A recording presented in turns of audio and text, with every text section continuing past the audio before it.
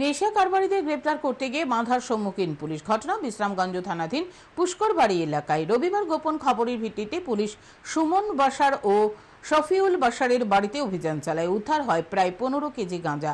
Police গাঁজা সহ বাড়ির দুই ভাই সুমন ও শফিউলকে গ্রেপ্তার করে থানায় নিয়ে আসতে গেলেই বিপত্তি বাঁধে।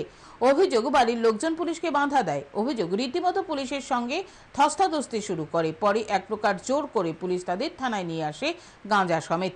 এই দিনের এই অভিযানে ছিলেন বিশালগড় মহকুমা পুলিশ আধিকারিক পান্নালাল সেন, বিশ্রামগঞ্জ থানার ওসি সুবিমল দেবনাথ সহ টিএসআর জওয়ান।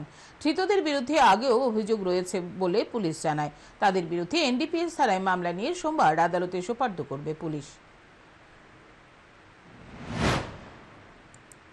সেমি ড্রাই, পুরাটা সম্পূর্ণ ড্রাই না, একটু একটু ভিজা ভিজা আছে। সেমি ড্রাই 15 কেজির মতো আপনার গাঁজা পাওয়া গেছে।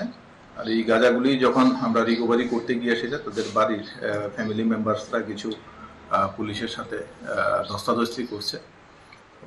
আমরা সুমন বাসার, শফিউল বাসার, তারা দুইজনকে আমরা আমাদের কাস্টডিতে নিয়েছি এবং এই ব্যাপারে আমরা একটা স্পেসিফিক কেস রেজিস্টার করতেছি।